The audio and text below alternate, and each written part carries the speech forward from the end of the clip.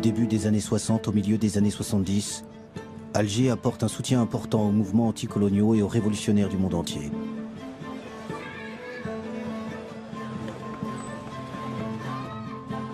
Une fois l'indépendance acquise, après 8 années d'une guerre cruelle, l'Algérie de Ben Bella, puis celle de Boumedienne, sera une terre d'accueil de militants du tiers-monde en lutte contre l'oppression coloniale ou raciale.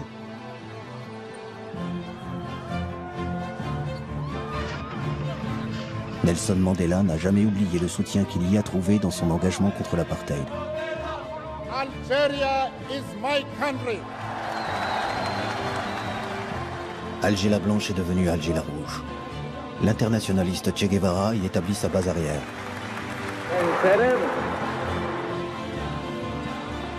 Le leader afro-américain, Eldridge Cleaver, veut en faire le centre de rayonnement international du Black Panther Party.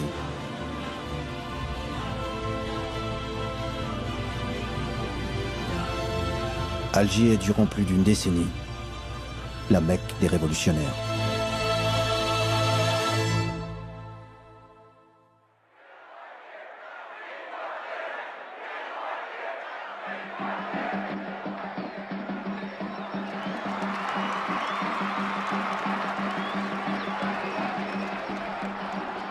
Juillet 1962.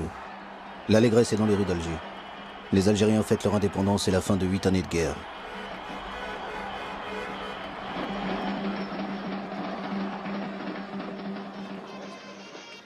En coulisses, une autre lutte commence. Celle des leaders nationalistes pour le contrôle de cette Algérie indépendante. L'homme fort est Ouari Boumedienne, le chef de l'armée de libération nationale, basé à Oujda au Maroc. Son allié est Ahmed Ben Bella. Ben Bella et Boumedienne rentrent ensemble à Alger. L'austère Boumedienne affiche un large sourire, le pouvoir est acquis, mais pour l'heure, le héros des Algériens est Ben Bella. Ben Bella devient le président de la République et Boumedienne le numéro 2 du gouvernement et surtout ministre de la Défense. L'aura des Algériens dans le monde en Orient et en Occident est grande. L'un des soutiens de la cause algérienne est John Fitzgerald Kennedy, le président des États-Unis. It's a particular source of satisfaction to me to express these words of greeting to our friends in Algeria, because I recall speaking some years ago in the Senate of the United States on behalf of independence for Algeria.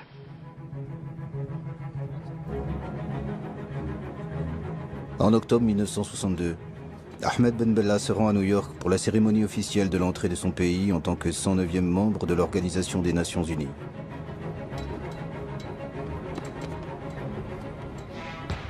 John Fitzgerald Kennedy l'invite à Washington et le reçoit à la Maison-Blanche avec discours de bienvenue et hymnes nationaux.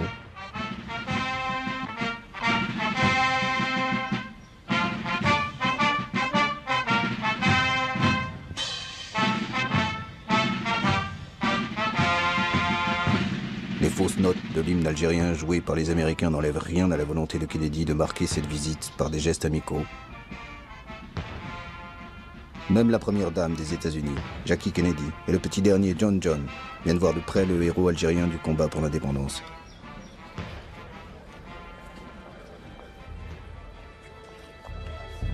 Lorsque Kennedy et Ben Bella se retrouvent pour un entretien privé, leur discussion ne porte pas sur une éventuelle coopération entre leurs deux pays. Ben Bella projette de s'envoler directement des États-Unis vers l'île de Cuba dirigée par le révolutionnaire Fidel Castro.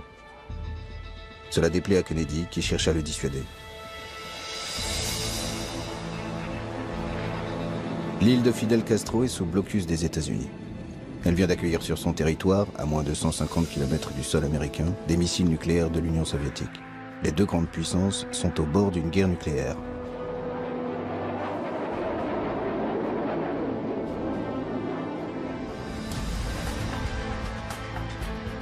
C'est dans ce contexte que Ben Bella arrive à La Havane dans un avion cubain venu le chercher discrètement à New York avec l'accord des Américains malgré le blocus.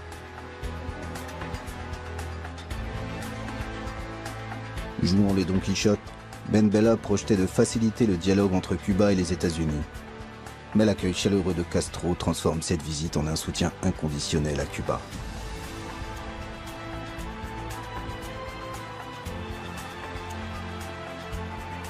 Pour les Cubains, Ben Bella est l'homme qui a défié le blocus des États-Unis pour leur rendre visite.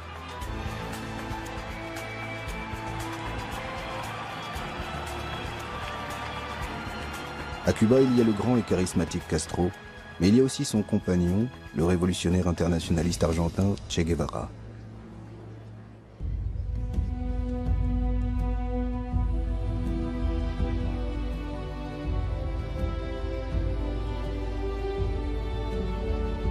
Castro, Ben Bella et Che Guevara échafaudent des plans pour aider les révolutions en cours.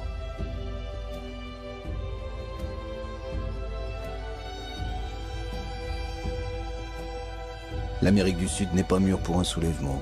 L'Afrique est le maillon faible de l'impérialisme, dit Che Guevara à Ben Bella, qui en est aussi convaincu. Ben Bella sait que l'Algérie peut jouer un rôle important en Afrique. Le mouvement indépendantiste algérien est un modèle, tant sur le plan de la stratégie militaire que pour ses actions diplomatiques sur la scène internationale. L'Afrique de ce début des années 60 est en pleine ébullition. Plus d'une dizaine de pays entament une lutte armée contre le système colonial, l'apartheid ou un pouvoir imposé de l'extérieur.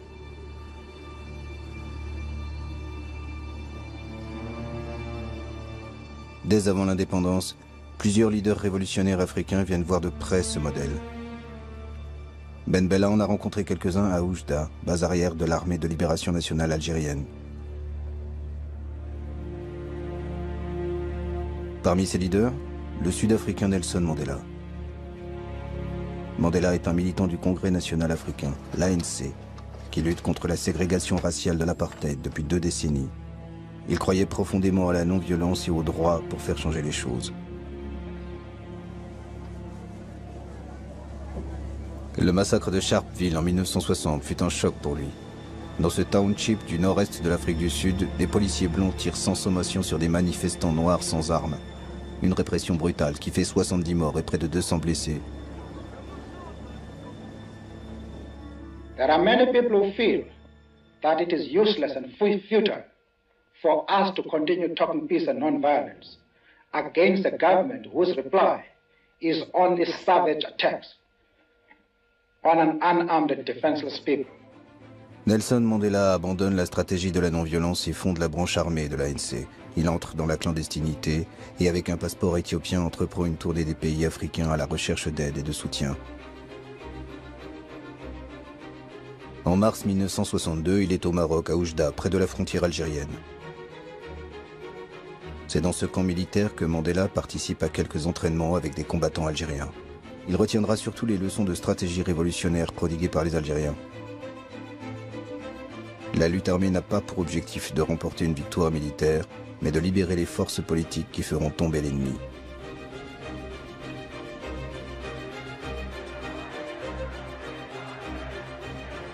L'été 1962, de retour en Afrique du Sud, Mandela est arrêté. C'est dans une tenue traditionnelle de sa tribu que Mandela se présente devant ses procureurs.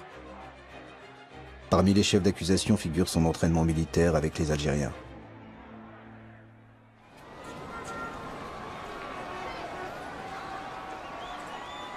À l'automne 1962, Ben Bella dirige un pays désorganisé qui a du mal à se relever de 8 ans de guerre et du départ massif des Européens d'Algérie. Son indépendance acquise, le peuple réclame désormais du travail et des logements. Ces difficultés économiques n'empêchent pas Ben Bella de s'engager pour l'Afrique, dont il fait son domaine réservé. Une revue est dédiée à cette cause, Révolution africaine. La direction est confiée à Jacques Vergès, l'avocat français des militants du FLN algérien durant la guerre d'indépendance. Jacques Vergès connaît plusieurs leaders africains qu'il a rencontrés à Oujda. Révolution africaine affiche dès ses débuts sa dénonciation du colonialisme et de l'impérialisme et leur sainte alliance en Afrique. En ce début de l'année 1963, les principaux collaborateurs de cette revue sont des journalistes français de gauche ou d'extrême gauche.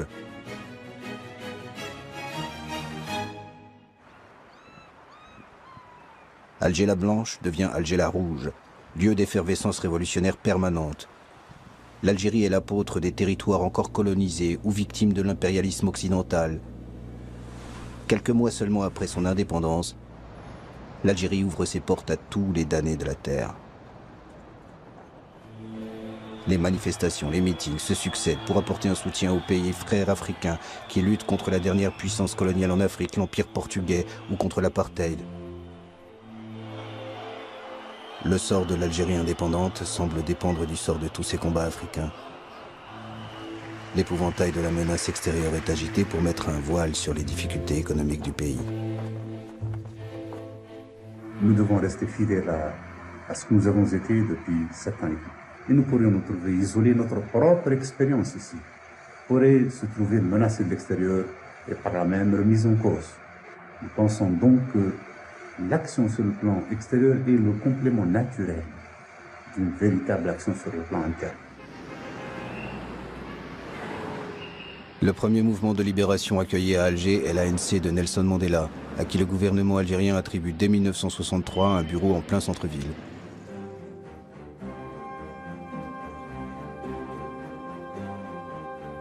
Les militants de l'ANC sont rejoints par des représentants de la Namibie et de la Rhodésie. Ils luttent tous contre un pouvoir entre les mains des Blancs qui exclut la grande majorité noire.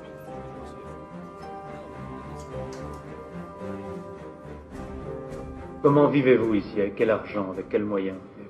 Eh bien, c'est grâce à le soutien du gouvernement algérien, du parti. C'est lui qui vous donne de l'argent, qui vous donne les moyens de vivre, qui vous loge? Qui nous loge, donne tout ce que nous avons besoin, y compris les billets de voyage pour assister aux conférences internationales, afin de mobiliser l'opinion internationale. L'année suivante, d'autres mouvements de libération africains s'installent dans la capitale algérienne. Le Mozambique est représenté par le Frélimo, la Guinée-Bissau et le Cap-Vert par le PAIGC d'Amilcar Cabral, l'Angola par le MPLA et le FNLA.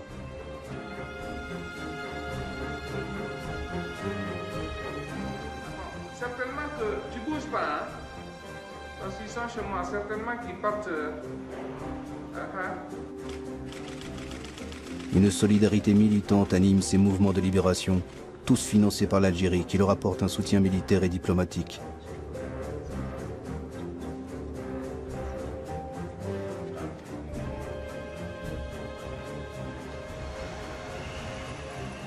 Une belle villa au centre-ville est mise à leur disposition. C'est là que le Guinéen Amilcar Cabral tient ses conférences à chacun de ses séjours dans la capitale algérienne. Le dirigeant du Parti africain pour l'indépendance de la Guinée et du Cap-Vert, le PAIGC, sait que la guerre se gagne aussi sur le terrain diplomatique. Alors Alger est devenu une caisse de résonance de son combat pour la liberté. Cabral, qui a le sens de la formule, qualifie un jour Alger de Mecque des révolutionnaires. À un journaliste qui lui demande d'expliquer cette formule, Cabral répond « Les musulmans vont en pèlerinage à la Mecque, les chrétiens au Vatican et les mouvements de libération à Alger. »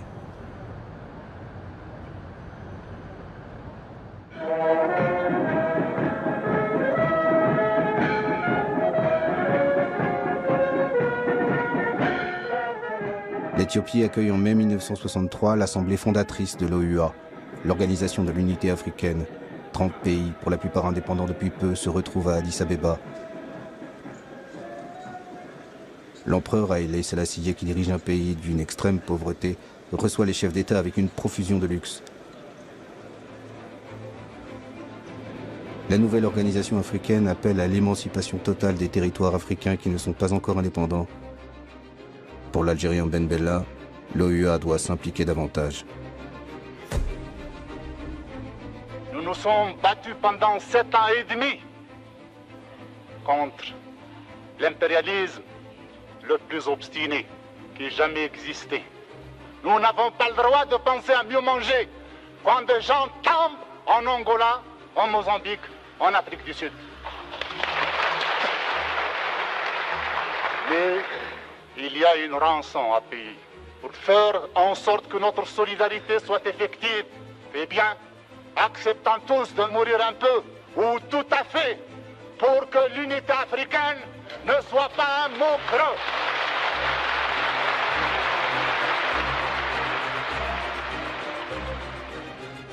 Ben Bella, qui affirme disposer de 10 000 volontaires algériens, n'obtient pas la création de bataillons africains pour venir en aide au mouvement de libération sur le continent.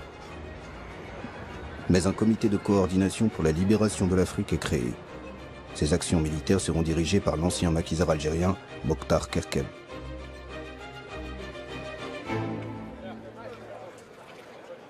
Ben Bella se voit en Castro africain. Il revêt une tenue militaire pour des actes symboliques, comme la destruction d'un bidonville. Quand ce n'est pas une tenue militaire, c'est un costume au col Mao qu'il endosse, en hommage au timonier de la révolution chinoise Mao Tse-tung.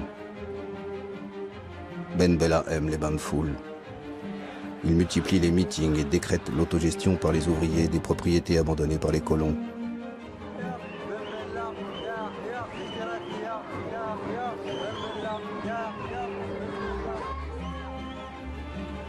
Alger la révolutionnaire se doit d'être exemplaire, donner l'image d'une ville propre, en mobilisant sa population par des slogans, à l'instar de ceux que l'on trouve dans les pays communistes de l'Europe de l'Est. L'option socialiste est engagée, proclame la propagande gouvernementale, mais un socialisme compatible avec la religion, l'islam.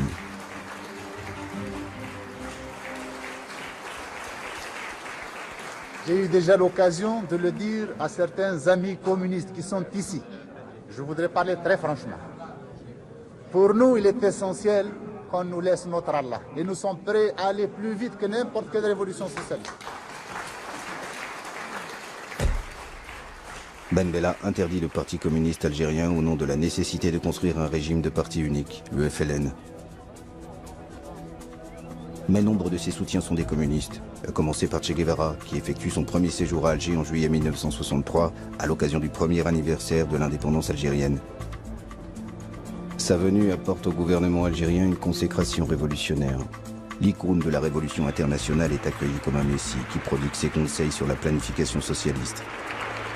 Vive la République algérienne démocratique et populaire et son gouvernement révolutionnaire.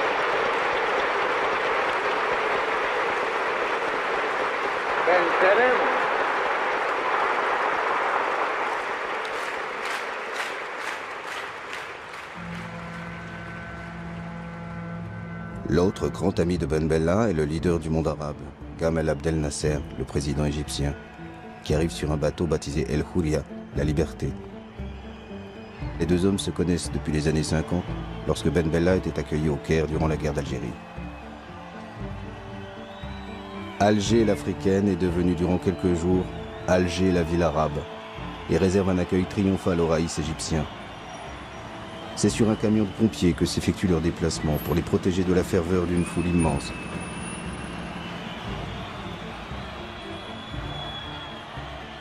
La proximité idéologique est très forte entre Ben Bella et Nasser. L'un et l'autre prônent un socialisme compatible avec l'islam. Le grand frère Nasser enverra à Ben Bella quelques conseillers politiques et des milliers d'enseignants pour une Algérie qui entame une campagne d'arabisation.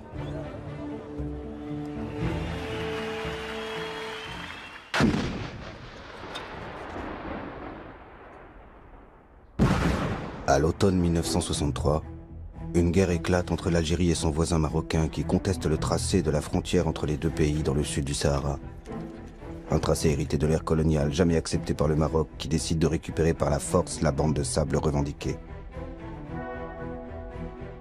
L'armée algérienne ne fait pas le poids face à l'armée marocaine. Ben Bella fait appel à ses amis Castro et Che Guevara. Les Cubains volent au secours de la révolution algérienne en danger. C'est dans un navire livrant officiellement du sucre que sont transportés des hommes et du matériel pour venir en aide à la jeune révolution algérienne. L'Égypte de Nasser envoie des avions et des hélicoptères. Une guerre des sables qui se termine par un compromis. La zone revendiquée est démilitarisée. Ben Bella et le roi du Maroc Hassan II signent un accord sous l'égide de l'Organisation de l'Unité africaine.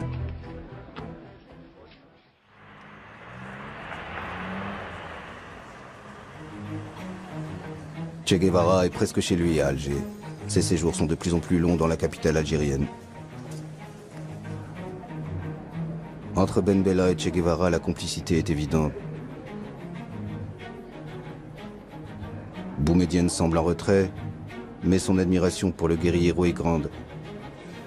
Che Guevara fait d'Alger une base arrière pour quelques groupes marxistes sud-américains. Mais son objectif principal est l'Afrique. Le problème du colonialisme ou de l'impérialisme qui pèse sur un pays oblige à ce pays à prendre des mesures pour lutter pour sa liberté. Che Guevara veut s'engager directement et physiquement dans l'un des conflits en cours, celui du Congo-Kinshasa, l'ancienne colonie belge. Ben Bella pense qu'un soutien logistique et des armes pour les rebelles congolais suffirait. Ils veulent l'un et l'autre mettre fin au règne de Moïse Tshombe, l'homme des Américains en Afrique et un des responsables de la mort de Patrice Lumumba. Patrice Lumumba était le père de l'indépendance du Congo belge. Devenu Premier ministre en juin 1960, Lumumba était en conflit avec l'ancienne puissance coloniale, la Belgique, qui voulait garder un contrôle sur le pays.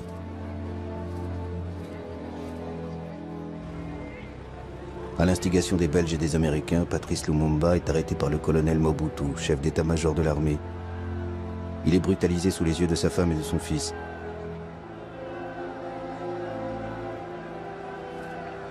Mobutu le livre à Moïse Tshombe qui contrôle le Katanga, une riche province du Congo. Tshombe torture puis exécute Lumumba en janvier 1961.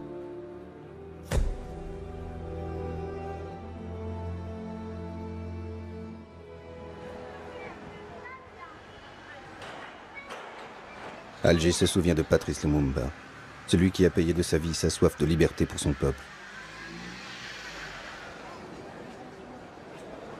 Che Guevara aura aussi son boulevard à titre posthume. Les légendes des deux hommes se croisent dans cette ville d'Alger.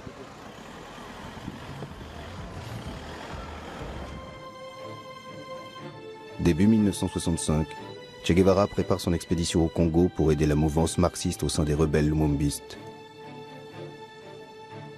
Malgré son désaccord, Ben Bella charge le colonel Mortar Kakab de lui apporter le soutien logistique de l'Algérie.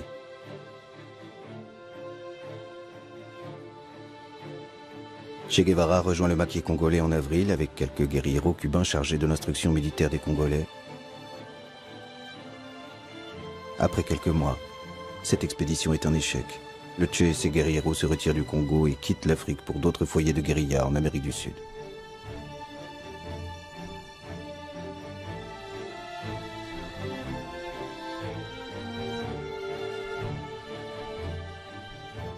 Alger n'abandonne pas pour autant son aide aux rebelles congolais et continuera à leur livrer des armes.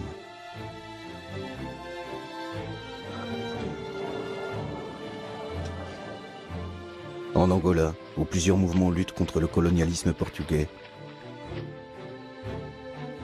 Alger soutient autant le marxiste Agostinho Neto que le pro-occidental Roberto Holden. L'Algérie n'est pas à un paradoxe près. Elle aide un homme largement financé par les Américains qui ne veulent pas que les marxistes prennent un jour le pouvoir en Angola. Avez-vous des contacts personnels avec M. Ben Bella? Je peux dire que nous avons des contacts personnels avec lui. D'ailleurs, nos officiers, comme vous avez pu le constater ici, ont été formés à l'école de guerre algérienne. Et ce qui fait que nos contacts avec les Algériens sont très bons et très poussés. En cette année 1965, Ben Bella est au sommet de sa popularité. Une popularité qui, croit-il, lui permettrait de s'affranchir de la tutelle du colonel Boumedienne qui l'avait aidé à prendre le pouvoir. Il décide même de remanier le gouvernement en écartant quelques proches de Boumedienne. Le conflit entre les deux hommes est manifeste. Mais Ben Bella pense que c'est une simple brouille qui sera vite oubliée. C'est un homme détendu, comme libéré d'une contrainte, qui tient un meeting le 17 juin 1965. Certains commentaires de presse, ou ce qu'appelle cette presse, d'éventuels conflits qui existeraient au sein de la direction révolutionnaire en Algérie. Eh bien, cette presse ment. Cette presse ment car en Algérie, il y a un régime et il y a une direction plus unie que jamais, qui est plus décidée aussi que jamais à faire face aux complots d'où qu'ils viennent et surtout les complots extérieurs.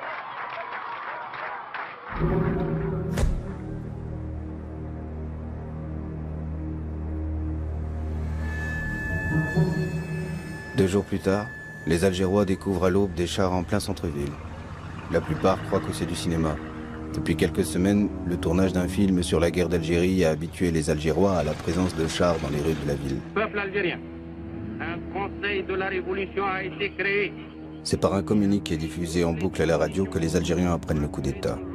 Ben Bella a été renversé dans la nuit par des hommes qui agissent au nom d'un conseil de la révolution.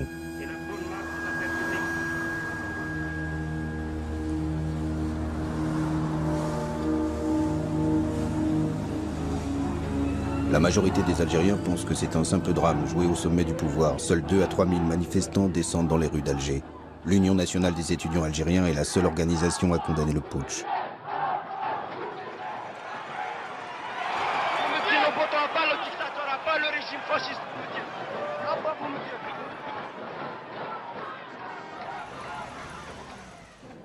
Le pouvoir acquis, il reste aux hommes de Boumedienne à faire oublier leur image de putschiste et redorer le blason révolutionnaire de l'Algérie auprès de la presse internationale.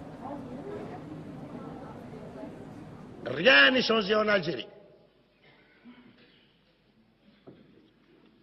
Quant aux lignes fondamentales, quant aux principes, nous revenons seulement à la source. La source révolutionnaire est sur la base des principes inscrits en lettres de sang au cours de cette année et demie de lutte. Le colonel Boumedienne prend les rênes du pays. Ses hommes de confiance sont Qaïd Ahmed et Abdelaziz Bouteflika, qui étaient tous les deux à ses côtés déjà avant l'indépendance. Boumedienne cumule les fonctions de président du Conseil et de ministre de la Défense, car il sait que l'armée est la véritable détentrice du pouvoir en Algérie, une armée qui sera de mieux en mieux structurée et équipée. Après le coup d'État, le style a changé, mais pas les orientations de politique étrangère. La flamboyance de Ben Bella fait place à la sobriété de Boumedienne. Alger reste fidèle au principe de soutien inconditionnel aux exilés et militants venus de tous les continents.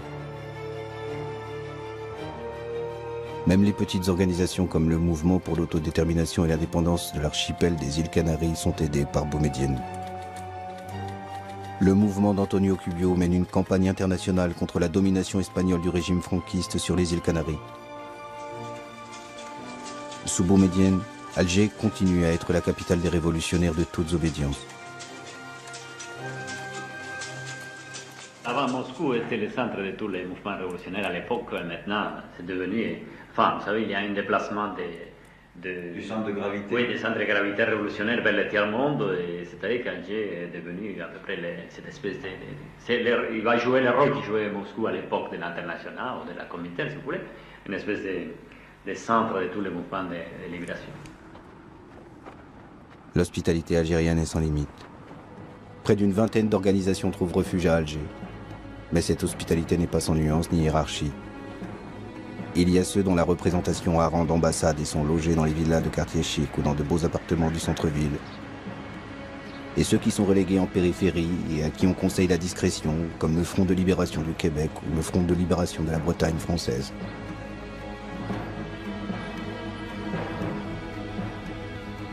Oscar Montero est le représentant à Alger du Front de libération du Mozambique. Sa délégation compte une dizaine de personnes, entièrement prises en charge par le gouvernement algérien. L'Algérie assure également l'entraînement militaire de plusieurs centaines de combattants mozambicains.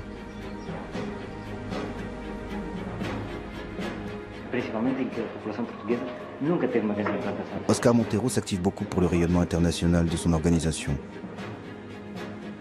Mais c'est la solidarité avec les autres mouvements de libération qui luttent contre l'empire colonial portugais qui lui paraît essentiel. Il sait que leurs combats sont liés et que la victoire de l'un servira les autres dans la guerre menée contre l'armée portugaise. C'est difficile de dire combien de temps va durer notre lutte. Nous ne faisons pas de pronostics. Nous disons, comme disaient d'autres camarades de combat, nous disons en réponse à cela, eh bien, combien de temps les Portugais peuvent continuer à faire la guerre? Combien de temps veulent-ils continuer à la faire? Veulent-ils la faire 1 an? Nous ferons 1 an et 1 jour. Veulent-ils la faire 10 ans? Nous ferons 10 ans et demi. Tous les autres d'Alger n'ont pas choisi de venir dans cette ville. L'ancien assassin de Lumumba, Moïse Tchombe, est arrivé en Algérie suite à un détournement d'avion.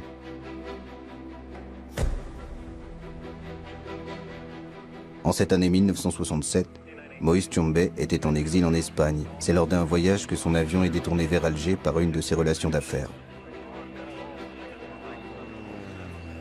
2 ans auparavant, Moïse Tchombe avait été destitué de son poste de Premier ministre et condamné à mort par contumace par celui qui est devenu le maître absolu du Congo-Kinshasa, Joseph Désiré Mobutu. Mobutu, probable commanditaire du détournement d'avion avec l'aide de la CIA, envoie une délégation à Alger pour demander à Boumedienne l'extradition de Tchombe. Boumedienne tergiverse et finalement refuse. Nous avons parlé de crimes contre l'humanité africaine.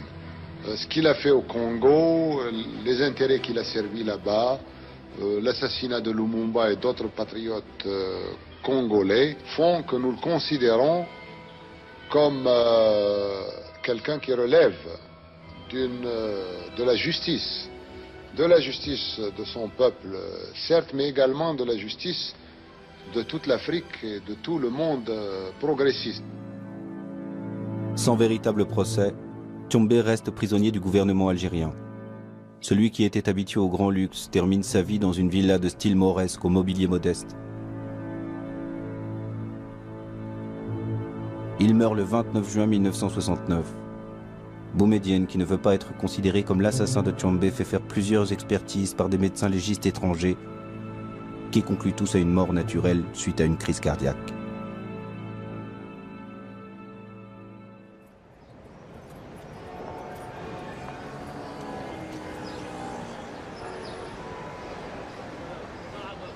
La première représentation de la Palestine en Algérie est celle du Fatah de Yasser Arafat, à laquelle est conféré un rang d'ambassade. Quelques années plus tard, c'est l'OLP regroupant toutes les organisations palestiniennes qui occupent cette belle demeure.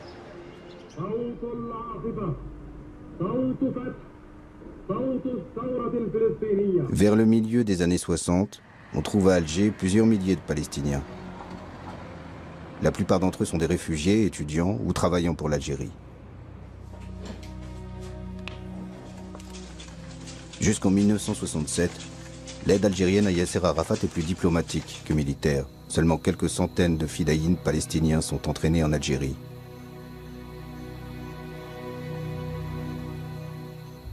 أتوجه إلى إخواننا في الجزائر ليقفوا هذه الوقفة، وأنا أذكر قول لبعض إخواني المجاهدين أيام الثورة الجزائرية كانوا يقولون أننا لا نستطيع أن نقول أن الجزائر قد حررت ما دام فلسطين تحت نير الاستعمار.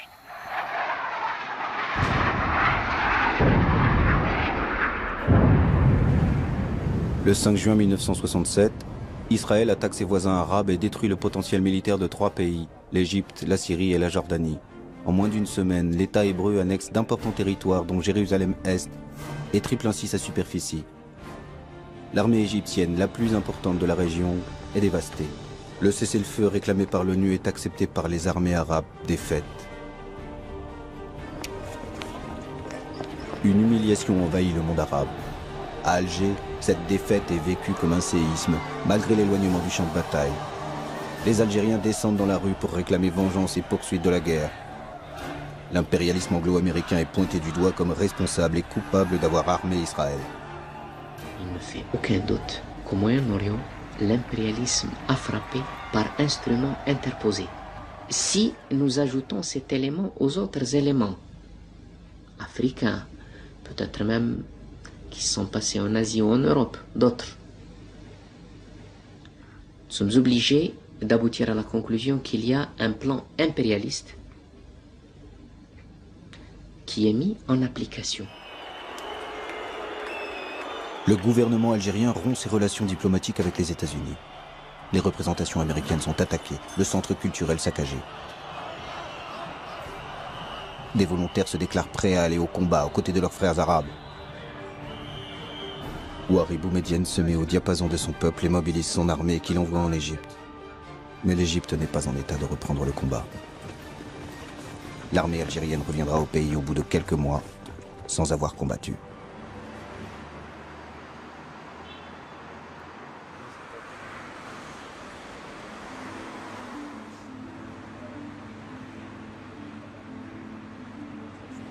Le Front national de libération du Sud-Vietnam a une ambassade dans le beau quartier d'El Biar. Les Algériens ont une dette envers les Vietnamiens. En 1954, c'était la victoire des communistes vietnamiens contre l'empire colonial français à Dien Bien Phu qui a donné des ailes au FLN algérien pour engager une lutte armée. La solidarité avec la résistance sud-vietnamienne trouve un important écho auprès des Algériens.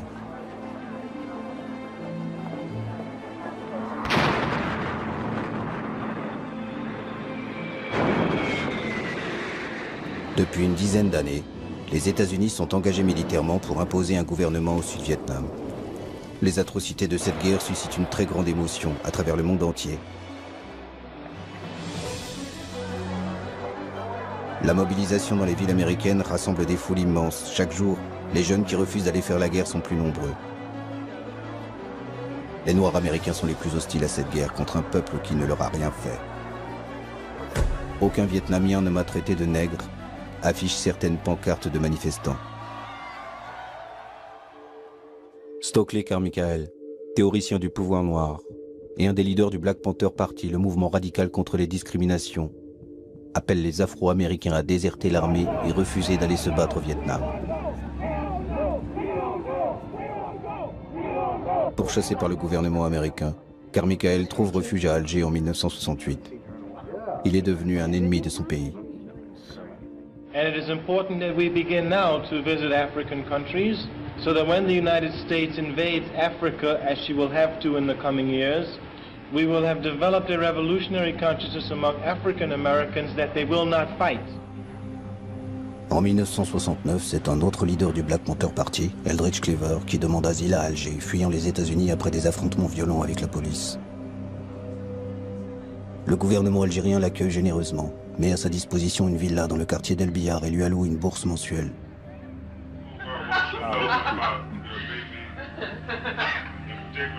Cleaver s'installe en famille. Avec sa femme Kathleen et d'autres militants qui les ont rejoints, il crée la section internationale des Black Panthers, une sorte d'ambassade du peuple noir d'Amérique, à un moment où les États-Unis n'ont plus de représentation diplomatique à Alger.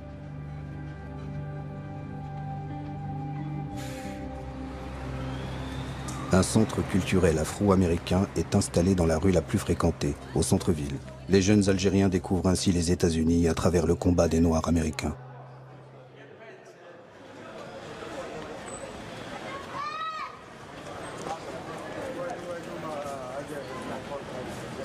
Comme pour tous les révolutionnaires en visite à Alger, le pèlerinage dans le quartier de la Casbah est incontournable pour Eldridge Cleaver. La Casbah est le lieu mythique de la bataille d'Alger qui avait servi de caisse de résonance au combat des Algériens dans les années 50. Je voudrais savoir aussi quels sont les moyens qu'ils emploient pour parvenir à leur but. What are the means you are employing to reach your... Guns. La force. La force, le fusil. Le fusil. Uniquement le fusil. He asked if it's the only guns. He asked if it's the only guns. And bombs, you know, guns, just like you had to do it here. The way you did it here, with understanding of the problem, with the ideology for liberation, and with fighting men who would put the ideology into practice. Eldridge Cleaver veut créer une armée de libération du peuple afro-américain. Une stratégie radicale à laquelle s'opposent les leaders des Black Panthers restés aux États-Unis. Il découvre à Alger les mouvements de libération africains. Son ambition est de s'inscrire dans l'idéologie panafricaniste qui préconise la solidarité entre les Noirs de par le monde.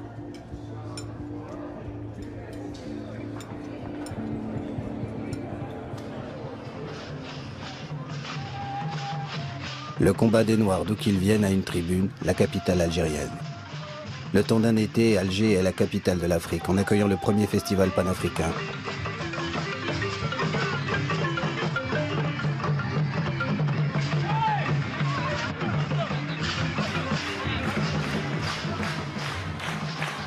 En ce mois de juillet 1969, Alger connaît la même allégresse que lors des premiers jours de l'indépendance. L'Afrique indépendante côtoie l'Afrique combattante.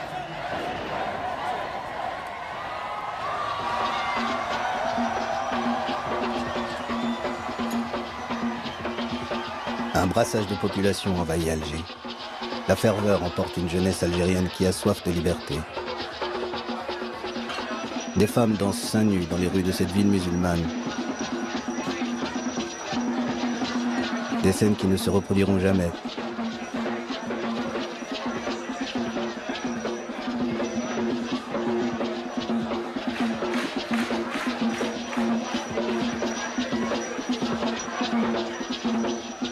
Les jeunes Algériens se sentent aussi africains et vibrent au son de musique qu'ils découvrent.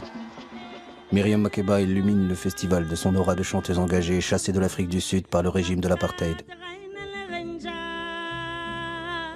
Myriam Makeba rend hommage en chanson et en arabe à l'Algérie, terre d'asile des combattants de la liberté.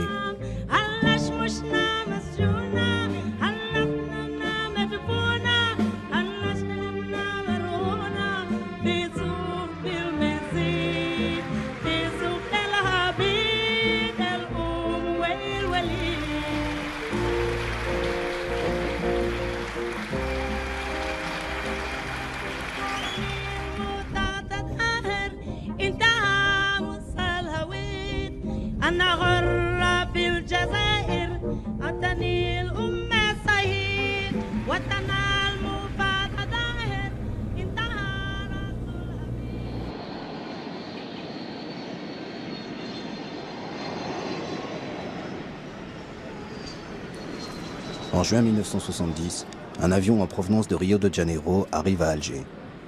Pour les 40 militants révolutionnaires brésiliens qui sont à bord, l'Algérie est leur terre de liberté. Ils viennent tous de sortir des prisons de la dictature brésilienne, en échange de l'ambassadeur allemand pris en otage par leurs camarades. À la violence de la dictature qui emprisonne et torture quiconque leur paraît suspect,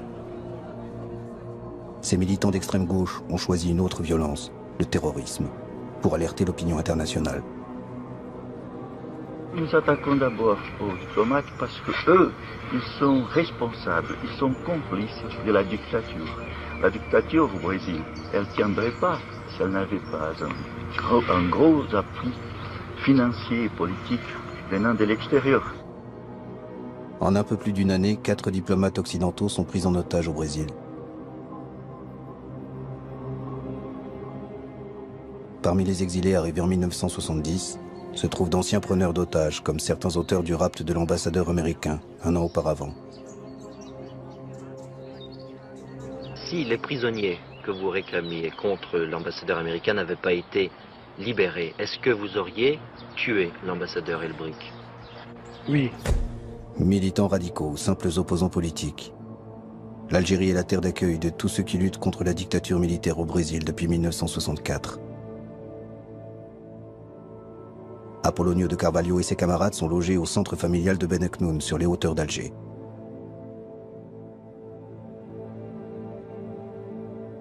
Certains d'entre eux partiront vers d'autres destinations en Europe ou à Cuba. D'autres resteront dans la capitale algérienne jusqu'à l'amnistie du gouvernement brésilien qui leur permettra de retourner dans leur pays en 1979.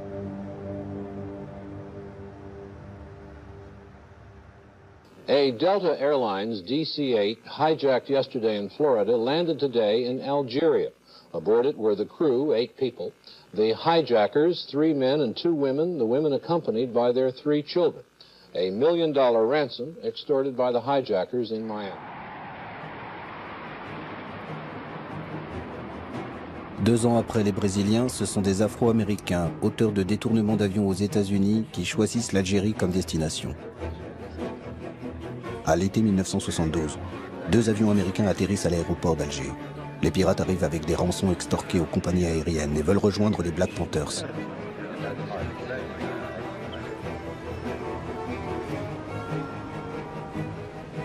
Les autorités algériennes, embarrassées, les emmènent dans un grand hôtel du centre-ville. Après plusieurs jours d'interrogatoire, la police algérienne les laisse rejoindre la bande de Cleaver, mais confisque l'argent des rançons qui sera rendu aux compagnies aériennes. Eldridge Cleaver est furieux. Pour lui, cet argent doit financer son combat révolutionnaire contre les États-Unis. Il demande aux pirates, qui sont désormais sous sa tutelle, de lire une lettre ouverte au gouvernement algérien. We are shocked and bewildered to be branded as criminals for our revolutionary activities and to see our successful revolutionary actions threatened with ultimate defeat by the Algerian government. It was the United States government itself that requested of the Algerian government to allow the plane to land in Algeria. We feel that by allowing the plane to land in Algeria, the Algerian government is not obligated to go one step further and play the part of policeman for the United States government. L'accusation d'être aux ordres des États-Unis est insupportable pour les Algériens. Cleaver et ses amis sont placés en résidence surveillée, leurs téléphones coupés, les fonds supprimés, les armes et les machines à écrire confisquées. Cet épisode signe la fin des Black Panthers à Alger. Sans argent et sans aide, après quelques mois d'incertitude, Eldridge Cleaver et ses proches quittent l'Algérie. C'est un tournant. Désormais, c'est sur la scène diplomatique que se déploie essentiellement l'activisme algérien. Le prestige de l'Algérie de Boumedienne est grand en ce début des années 1970. Mais sa solidarité avec tous les damnés de la terre ne peut masquer le sous-développement dont souffre le pays. Il est temps pour l'Algérie de mener le combat qui ouvrira la voie au développement économique. Et cela passe par le contrôle de ses matières premières. يسرني أن أعلن وبصفة رسمية باسم الحكومة باسم مجلس الثورة والحكومة أنه ابتداء من اليوم قررنا باش ناخذ 51% من الشركات البترولية الفرنسية. Ce coup de force ne provoquera pas de rupture entre la France et l'Algérie, qui est le premier pays à réussir la nationalisation de son industrie d'hydrocarbures. Une nationalisation qui se produit dans le contexte d'un choc pétrolier mondial qui aboutira à une forte augmentation du prix des hydrocarbures en 1973.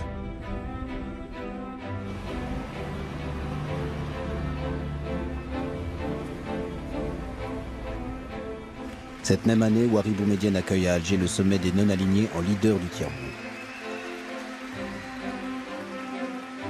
Un tournant pour cette organisation qui prône l'union des pays pauvres contre les pays riches. Pour la première fois, les deux grandes puissances, les États-Unis et l'Union soviétique, sont placés sur un pied d'égalité.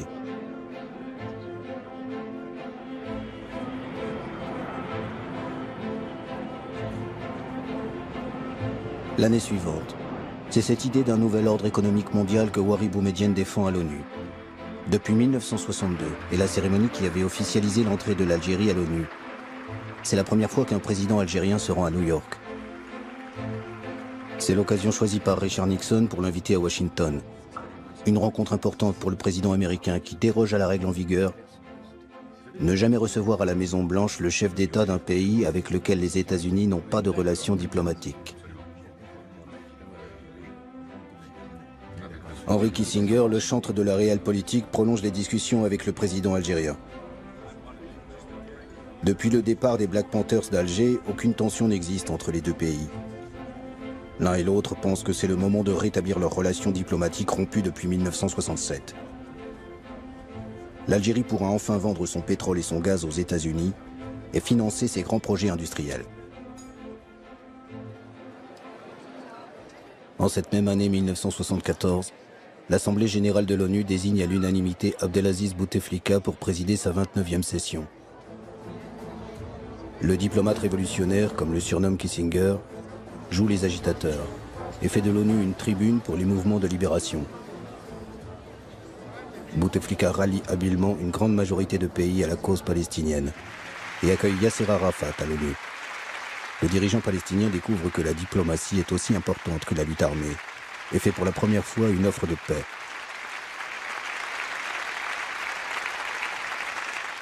لقد جئتكم يا سيادة الرئيس بغصن الزيتون في يدي وببندقية الثائر في يدي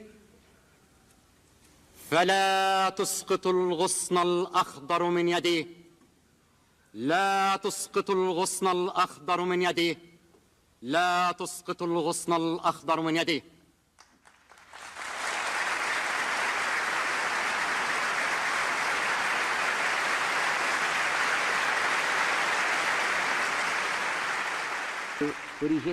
L'autre coup d'éclat de l'Algérien Bouteflika est l'exclusion de l'Afrique du Sud. Le régime de l'apartheid perd son siège à l'ONU, malgré le soutien des États-Unis et de la Grande-Bretagne. C'est une victoire personnelle pour Bouteflika.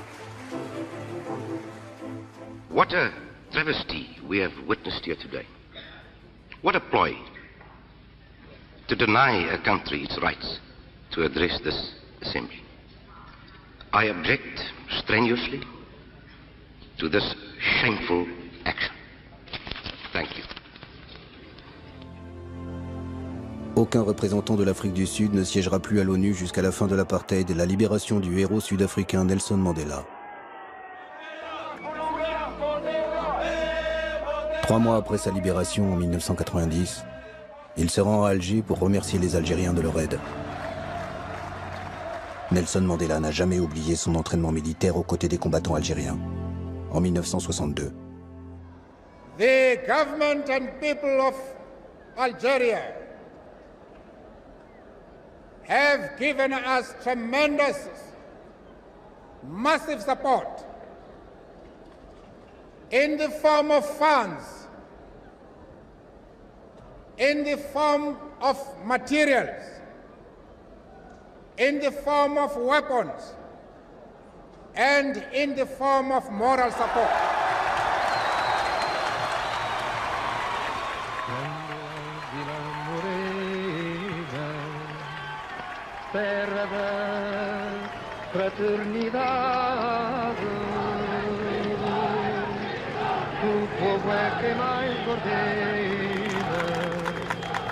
Le Portugal, dirigé jusque-là par un régime fasciste, devient une terre de fraternité au cours de cette année 1974. Des officiers opposés à la guerre coloniale menée par leur pays depuis une quinzaine d'années prennent le pouvoir à Lisbonne. Qu'est-ce que vous pensez des mouvements de libération africains? Moi, de ma part, je suppose qu'ils ont le droit à la liberté, comme l'Algérie, quoi. Parce qu'ils ont le droit à la liberté, ils sont dans leur pays. C'est où, quoi, c'est pas nous. Le peuple portugais apporte un immense soutien à ce putsch militaire, d'autant que le pouvoir est très vite transféré aux mains des civils. L'un des hommes qui incarne ce pouvoir est le socialiste Mário Soares, qui devient ministre des Affaires étrangères. La révolution des œillets ouvre la voie aux indépendances des colonies. Les négociations avec les mouvements de libération peuvent enfin commencer. Le premier accord de paix est signé dans la capitale algérienne entre Mário Soares et Pedro Pires, le représentant du Parti africain pour l'indépendance de la Guinée et du Cap-Vert. Le grand absent à Alger en ce mois d'août 1974 est le leader historique guinéen Amilcar Cabral, assassiné à Conakry un an plus tôt par des membres de son parti.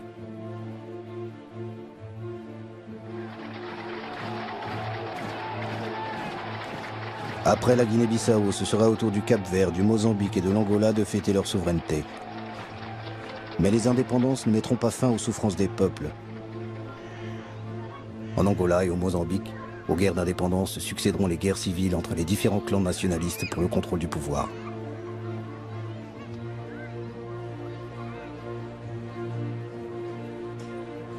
Ouari Boumedienne, qui avait pris le pouvoir par un putsch militaire, est au sommet de sa popularité en ce milieu des années 1970. Il incarne le prestige de cette Algérie rebelle qui tient tête aux grandes puissances et apporte son soutien à ceux qui luttent pour leur liberté et leur indépendance. Un pays tiraillé entre un idéal révolutionnaire hérité de sa guerre de libération et les exigences d'un peuple avide de progrès économique et de liberté démocratique. L'Algérie change. Mais elle continuera à être pendant encore quelques années une destination privilégiée des pirates de l'air et preneurs d'otages.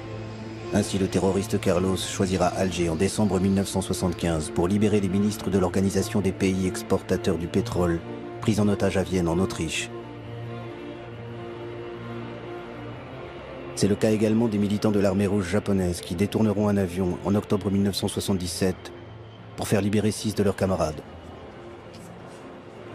Dans les deux cas, le gouvernement algérien justifiera l'asile donné aux terroristes par des raisons humanitaires. La vie des otages contre la liberté garantie aux terroristes. Un accord que le ministre algérien des Affaires étrangères, Abdelaziz Bouteflika, respectera scrupuleusement. Pour les Algériens, leur fierté est d'avoir accueilli ceux qui ont lutté contre le système colonial, le racisme et les gouvernements réactionnaires en Afrique. Alger restera dans les mémoires. Elle aura été durant plus d'une décennie la Mecque des révolutionnaires.